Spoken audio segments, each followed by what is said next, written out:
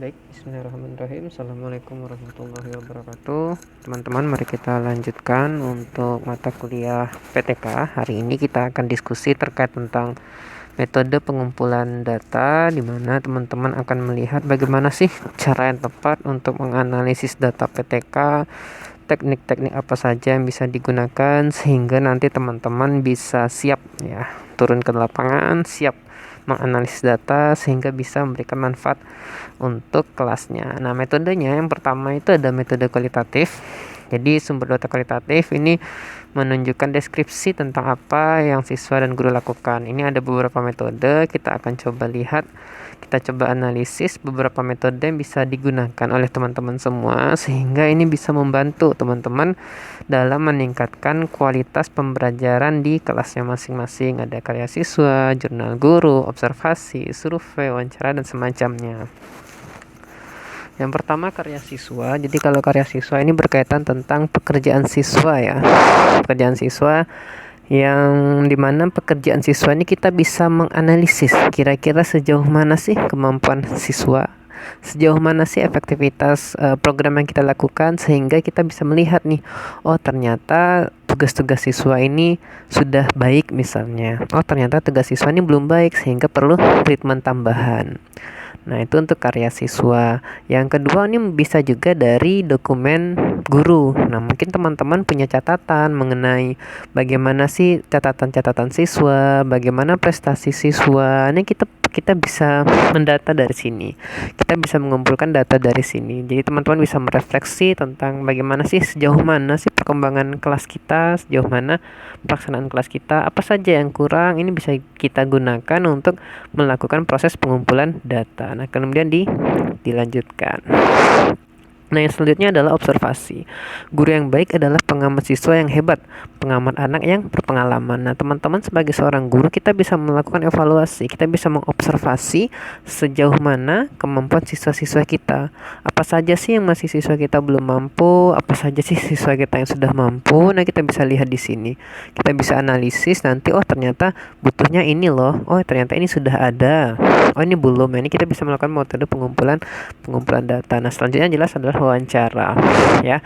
Tidaklah berlebihan untuk mengatakan bahwa mengajukan pertanyaan yang baik dan membuat siswa berbicara tentang pengetahuan mereka adalah kewajiban seorang guru ya. Jadi kita bisa mengumpulkan data dengan bertanya kepada siswa. Nah, yang belum paham apa, yang sudah paham apa, misalnya kesulitannya apa. Nah, dari data ini kita bisa analisis, oh ternyata butuhnya ini loh, sehingga kita akan memberikan treatment seperti ini. Treatment apa yang akan kita lakukan dari hasil wawancara dengan siswa. Nah, selanjutnya ada survei. Nah, kalau survei terbuka ini pertanyaan yang kita ajukan ke siswa kita mungkin ya bisa diarahkan kepada metode survei terbuka, atau kita melihat bagaimana mewawancarai siswa secara terbuka dengan memberikan lembar survei misalnya. Ya, kita bisa memberikan lembar survei kepada siswa kita. Mereka bisa menjawab secara terbuka apapun yang dibutuhkan. Nah, kemudian juga bisa narasi. Nah, kalau narasi itu meminta peserta untuk menyusun narasi baik secara tertulis ataupun lisan secara keseluruhan, memungkinkan kita untuk memeriksa bagaimana sih peserta itu kemampuannya. Nah, kita minta siswa untuk menulis. Kita minta siswa untuk menulis, membuat narasi tentang suatu masalah. Nah, kita bisa tahu, oh ternyata siswa juga mengalami masalah yang sama. Maka teman-teman bisa menggunakan metode narasi dalam menggali atau mengumpulkan data untuk penelitian tindakan kelas. Nah, itu secara kualitatif. Nah, secara kuantitatif ada 3 yang mungkin akan kita diskusikan. Ini ada tes guru, ada tes sekolah, dan juga survei tertutup. Nah, ini 3 ini ya teman-teman bisa lakukan. Jadi kalau kita bahas yang kuantitatif, berarti ini seperti akan banyak sifatnya dengan angka-angka begitu ya teman-teman. Jadi nanti tes guru itu seperti apa, tes sekolah seperti apa, dan survei yang tertutup seperti apa, ini akan kita lihat. Yang pertama jelas tes terstandar dari sekolah atau pemerintah. Jadi teman-teman bisa menggali ini misalnya dari hasil UAS, hasil ujian nasional misalnya. Nah, ini kita bisa melihat, atau ujian sekolah. Oh, ternyata siswa-siswa kita ini sebelumnya seperti ini loh, masalahnya ini. Jadi kita bisa fokus kepada siswa untuk membandingkan skor antar siswa. Nah, kita bisa refleksikan, oh ternyata siswa ini butuh ini loh. Kita bisa mengumpulkan datanya dari sana. Nah, selain dari pemerintah, kita sebagai seorang guru juga kita bisa memberikan tes untuk siswa. Kita berikan tes langsung kepada siswa sehingga kita bisa mengumpulkan data. Oh, ternyata data ini siswanya masih kurang loh.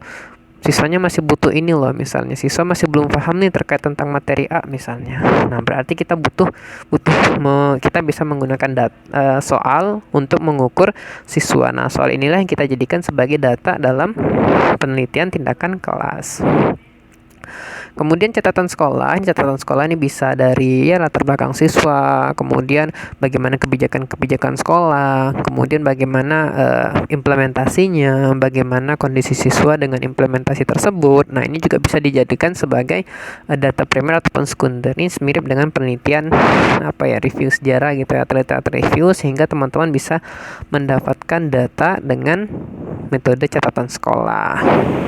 Nah, yang selanjutnya ada survei tertutup. Kalau tadi survei terbuka, maka kalau survei ini survei tertutup ya. Jadi teman-teman memberikan survei yang tidak membuat siswa itu bebas menjawab ya, tapi dibatasi. Karena tertutup berarti fokus kepada topik tertentu, fokus pada kegiatan tertentu. Jadi siswa itu diminta untuk menulis itu. Kenapa ini masuk kuantitatif? Karena nanti analisnya based on angka-angka ya, biasanya berdasarkan angka. Mudahnya seperti itu, membedakan data kualitatif dan kuantitatif. Nah, ada juga metode elisitasi. Nah, metode ini digunakan kalau misalkan kita nantinya tadi kan kita memberikan soal, memberikan wawancara kepada siswa, khawatirnya siswa itu tidak mau menjawabnya dengan serius misalnya, atau siswa itu ya malu untuk menjawab dengan benar misalnya. Nah, kita bisa menggunakan konsep ini, metode elisitasi. Ada beberapa ya, ada 7 yang mungkin bisa kita diskusikan. Teman-teman bisa memberikan gambaran nih supaya bisa dapat data yang lebih baik ya ketika sulit untuk menggali siswa. Yang pertama, metode elisitasi itu adalah peta konsep. Nah, teman-teman bisa membuat peta konsep, bisa meminta siswa itu membuat suatu peta konsep tentang suatu materi atau suatu topik. Nanti akan kita lihat, oh ternyata sejauh ini pemahaman siswa. Atau kita melakukan sortir nih, kita bisa meminta siswa itu mengelompokkan sesuatu ya, meminta sesuatu. Nah, kita bisa lihat, oh ternyata siswa dalam mengelompokkan itu belum bermakna, atau misalnya maknanya seperti ini. Nah, selanjutnya ada listing. Teman-teman bisa membuat list ya untuk menguji pemikiran peserta. Peneliti dapat meminta peserta menyusun daftar dengan berbagai cara. Jadi nanti si siswa kita minta menyusun berbagai macam topik ya. Kemudian meminta siswa untuk menjelaskannya. Bisa juga recall, kita kasihkan siswa suatu kegiatan, minta mereka mengingat-ingat apa yang terjadi. Nah, itu juga bisa menggali data terkait tentang kemampuan siswa misalnya. Selanjutnya itu dari artikulasi. Ini meminta siswa itu menulis atau mereka menulis atau mengulis ulang atau menggambar dari pengalaman hidup mereka. Kalau tadi dari kejadian, ini pengalaman hidup mereka. Ada juga decision making, ini kembali kepada peneliti, kembali kepada kita untuk meminta mereka untuk membuat keputusan terkait tentang suatu kejadian atau suatu masalah. Jadi kita berikan studi kasus, kita lihat mereka keputusannya seperti apa. Nah, itu yang dijadikan sebagai dasar.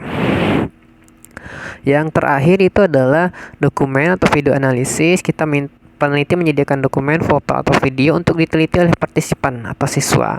Kemudian peneliti menggunakan pertanyaan tentang bagaimana sih interpretasi siswa terhadap tadi. Jadi kita tanya kepada siswa, teman-teman ini atau anak-anak ini menurut kalian apa ya videonya. Nah, itu kita juga bisa menjadi bagian untuk mengumpulkan data ketika kita ada kesulitan siswanya untuk menjawab.